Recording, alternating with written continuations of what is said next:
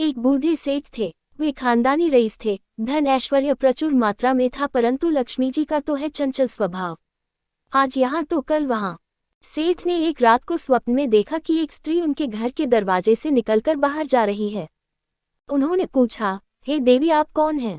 मेरे घर में आप कब आई और मेरा घर छोड़कर आप क्यों और कहाँ जा रही हैं? वह स्त्री बोली, मैं तुम्हारे घर की वैभव लक्ष्मी हूँ। कई पीढ़ियों से मैं यहाँ निवास कर रही हूँ, किंतु अब मेरा समय यहाँ पर समाप्त हो गया है, इसलिए मैं ये घर छोड़कर जा रही हूँ। मैं तुम पर अत्यंत प्रसन्न हूँ, क्योंकि जितना समय मैं तुम्हारे पास रही तुमने मेरा सदुपयोग किया।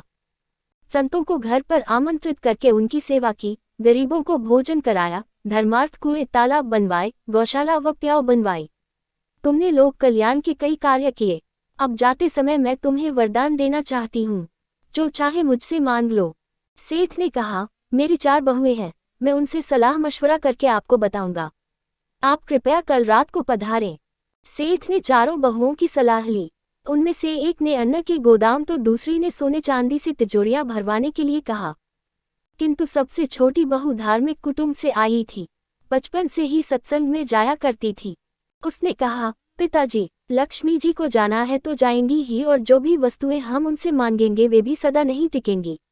यदि सोने चांदी रुपये पैसों के ढेर मांगेगी तो हमारी आने वाली पीढ़ी के बच्चे अहंकार और आलस में अपना जीवन बिगा देंगे।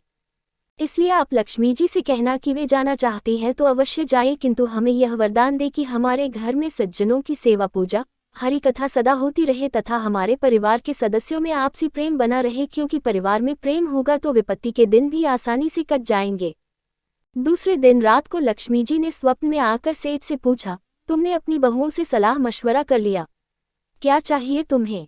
सेठ ने कहा, हे माँ लक्ष्मी, आपको जाना है तो प्रसन्नता से जाइए, परंतु मुझे यह वरदान दीजिए कि मेरे घर में हरि कथा तथा संतों की सेवा होती रहे तथा परिवार के सदस्यों में परस्पर प्रेम बना रहे। ये सुनकर लक्ष्मी जी चौंक गई और बोली, ये तुमने क्या मान लिया? जिस घर में हरि कथा और संतों की सेवा होती हो तथा परिवार के सदस्यों में परस्पर प्रीति रहे, वहाँ तो साक्षात नारायण का निवास होता है, और जहाँ नारायण रहते हैं वहाँ मैं तो उनके चरण पलोटती तबाती हूँ, और मैं चाहकर भी उस घर को छोड़कर नहीं जा सकती।